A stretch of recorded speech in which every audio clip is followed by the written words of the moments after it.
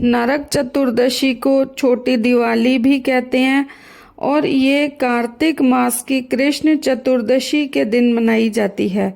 इस दिन मृत्यु के देवता यमराज की पूजा भी की जाती है और दक्षिण दिशा में यम दीपक भी जलाया जाता है।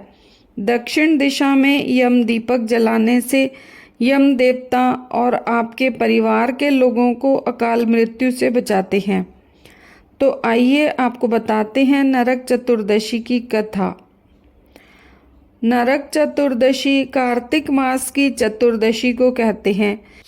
इसे छोटी दीपावली, नरक चौदस और काली चौदस के नाम से भी जाना जाता है। कार्तिक मास की कृष्ण चतुर्दशी के दिन ही भगवान कृष्ण ने नरकासुर नामक राक्षस का वध किया था, इसलिए इस दिन को नरक चतुर्दशी कहा जाता है। उनकी जीत का उत्सव दीप जलाकर मनाया जाता है, इसीलिए इसे छोटी दीपावली कहते हैं। आइए आपको बताते हैं नरक चतुर्दशी की कथा, कैसे भगवान कृष्ण ने किया था नरकासुर राक्षस का अंत।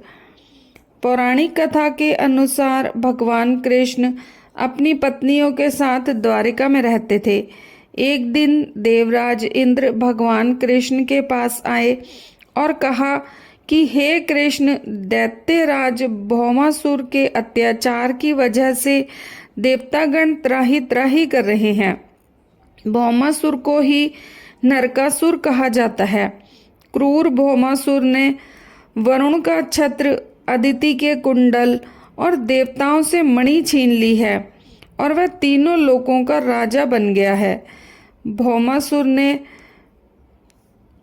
पृथ्वी के कई राजाओं और आजमन की कन्याओं का हरण कर लिया है और उनको बंदी गृह में डाल दिया है। कृपया करके इन तीनों लोगों को उस क्रूर राक्षस से बचाइए। देवराज इंद्र की बात सुनकर भगवान कृष्ण अपनी पत्नी सत्यभामा के साथ गरुड़ पर सवार होकर प्रगज्योतिषपुर पहुँचे, जहाँ क्रूर भौमासुर रहता था। भगवान कृष्ण ने पहले अपनी पत्नी की मदद से मूर नामक दैत्य के साथ उसके 6 पुत्रों का वध कर दिया। मूर दैत्य का वध हो जाने का समाचार सुनकर भौमासुर अपनी सेना के साथ युद्ध के लिए निकला।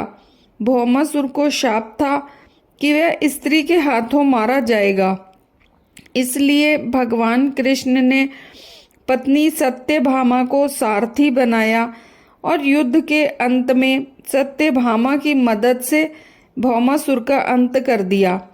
इसके बाद भौमासुर के पुत्र भगदत्त को अभय का वरदान देकर प्रागज्योतिष का राजा बना दिया।